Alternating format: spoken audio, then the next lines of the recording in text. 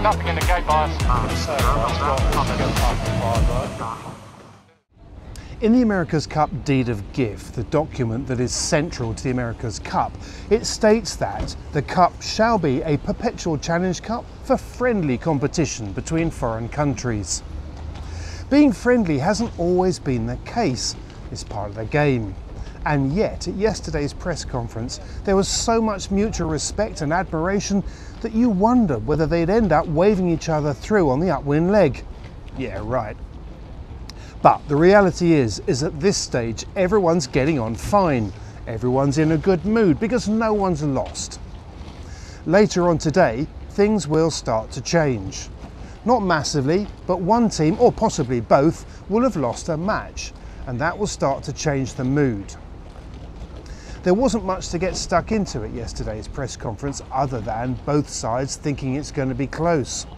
They always say that, but this time it looks like it really could be the case. We really study our opponents. You know, the semi-finals, we spent a heap of time, our coaching staff, support team, and really going through any sort of tendencies, and I'd assume that both teams have really done the same in this scenario.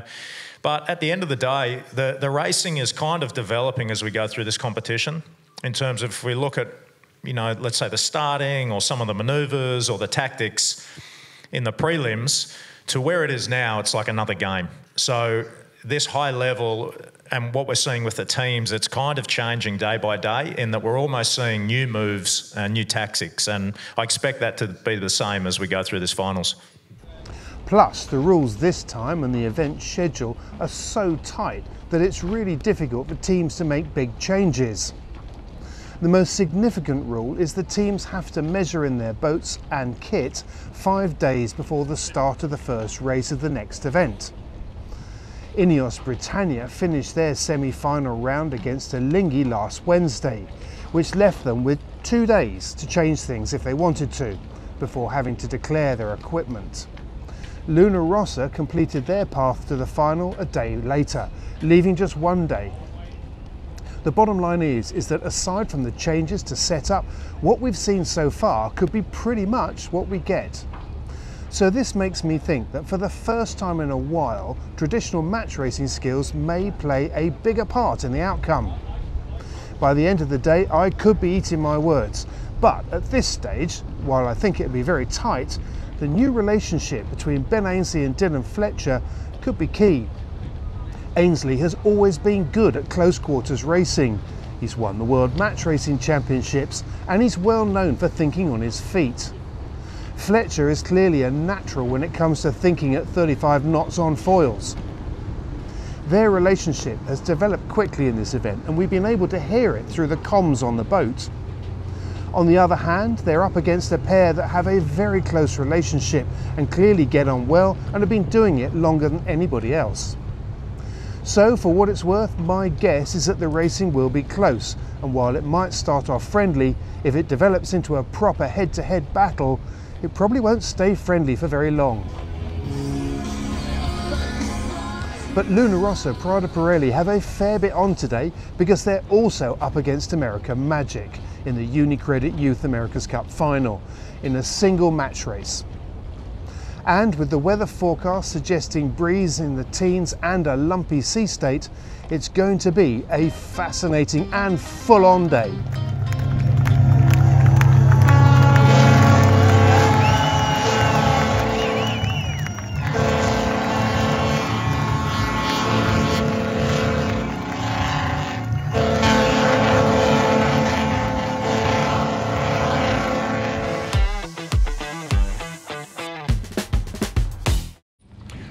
Rossa dominated the start, controlling INEOS Britannia's approach to the line. From the Italians' position to windward and ahead, the British had to tack off onto port to clear their air. Rossa continued to smoke out to the left, tacked over, and when they came back to face the British, they crossed comfortably. At the first windward gate, Rossa rounded ahead by 11 seconds as both boats fired around the mark, hitting over 50 knots as they headed downwind. With the true breeze of 20 knots, conditions were punchy and both teams were sailing very deep too, reducing the number of jibes and with it the passing opportunities. On the second lap, Rossa continued to dominate, leading the British by 25 seconds. From here, the news generally got better for the Italians and worse for the British, as the margin grew to 36 seconds. On the final lap, it had grown to 42, and Rossa delivered further evidence that the Italians were quick upwind and smooth through manoeuvres. They certainly looked different to the boat they were sailing in the semi-finals. Meanwhile, INEOS looked like they still had the speed edge downwind, but lacked pace upwind, and they were less settled with more touchdowns. So after the first race, Italy won, Great Britain nil. I think we are really solid in the start, in the maneuvers, also recovering from little mistakes, and yeah, super proud.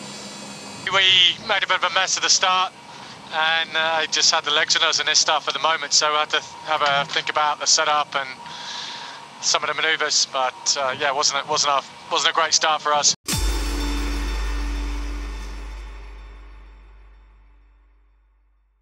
After a series that had been dominated by the Italians, there was no question that Rossa, Prada, Pirelli were going to be a hard team to beat.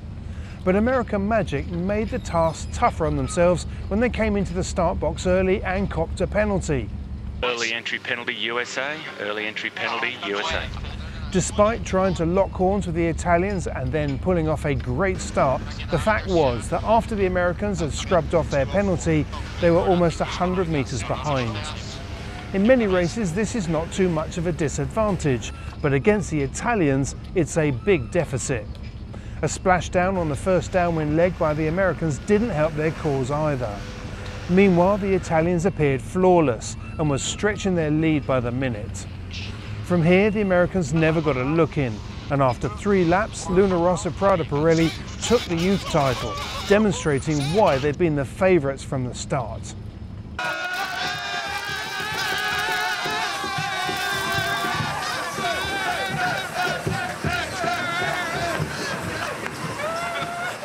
This moment is important for us because we work a lot for this, and now we achieve our goal. But I really want to thank everybody. The coach, all the other guys, all the women, all the tech team, everybody really, because it was super hard to get here at this level, but we did it. So it's amazing. First of all, congratulations. I mean, you were the standout team all the way through.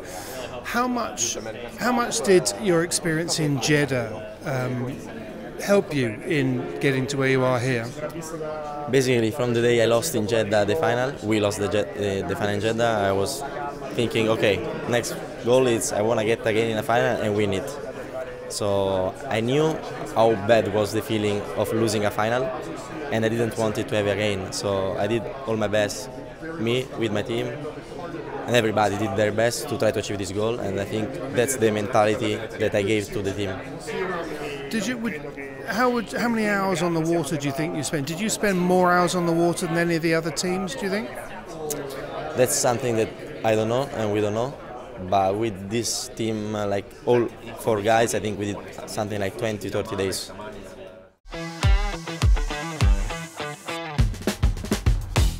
From the start of this race, it was clear how fine the margins are. INEOS were to leeward and just a few metres ahead of Rossa at the start, but it was enough to get the slight upper hand at the boundary when both had to tack. From there, INEOS were able to cover on port tack, but the key moment came in the next tap, with a perfectly timed and executed tack back onto starboard to place themselves directly in front of the Italians. Rossa had no choice but to tack back. This cost them, and at the top gate, the Italians trailed by 7 seconds. Once again, INEOS were quicker downwind, and the time grew to 17 seconds. But on the next beat, the Italians took distance back, and the margin returned to 7 seconds. Once again, the British were faster downhill, and this time they managed to extend upwind and again downwind. In reality, the margin between the pair was just one small error. But this was a flawless race for both when it came to boat handling, and there were no errors from either, leaving INEOS to take the win by 18 seconds. Jimmy, apart from it being a big day because it's the first day of the Louis Vuitton Finals, I guess there was a lot to take in today because it's big top-end conditions and you're facing an opponent that you didn't really know what they've been doing in the days off in between. Yeah, it was definitely top-end conditions from the breeze, but definitely the waves as well. I mean, that's the first kind of high-level race both teams have had in those conditions, so a lot to learn. I mean, tomorrow we'll be spending a lot of time going through all the data and the video, etc. But look, it really played out like we said it would. We've got two evenly matched teams head-to-head, and yeah, we're in for one hell of a series. It's tight, isn't it, between the two of you? It looked like you were just, both races, just one mistake away from each other. Yeah, it was. I mean, in the first one, it just only would have taken one small one, and the same. We were just trying to keep the pressure on them, and those guys kept it together. So, yeah, you really are just one mistake away from a lead change, and you know, especially given where we are in the in the pointy end of the competition, it's going to be some pretty tight racing. You were saying yesterday, you just said then that you'd be watching them really closely, and I know you do. Were you watching them closely in between the races to see what they were? Is there any way that you could see what they were doing to change their mode, if indeed they did?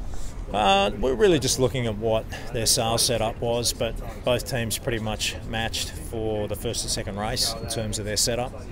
And yeah, I thought in general they probably went a little bit better in the second race. Maybe they made fewer mistakes in the second race and we made fewer mistakes in the first race. So yeah, we sort of traded one for one, but it'll be interesting to see what the weekend brings. You know, from what we see, it's probably a little bit lighter.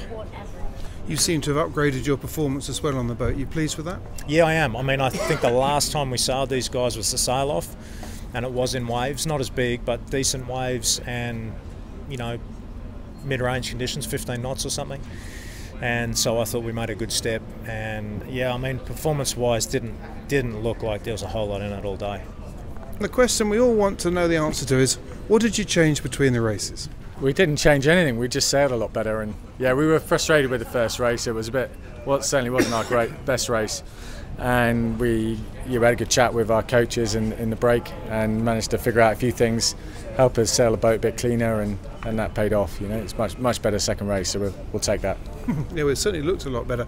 Today was a big day because there was a lot to take on board, wasn't there? You were facing, not only is it the first day of the finals, but you were facing an opponent that you had no idea what they'd done, and big top-end conditions. Yeah, it was seriously full-on day for the first day of the finals, and we only sailed the boat close to that much breeze once, and not in a sort of racing scenario, so there was plenty to figure out. I'm sure it's the same for Rossa as well, and they obviously did a much better job in that first race, so I was pleased that, you know, the team regrouped and came back and got a win in the second. But yeah, big day out. You seem pretty comfortable in the big breeze and big waves. I'm not sure about comfortable. I mean, it's really, the boat's just redlining.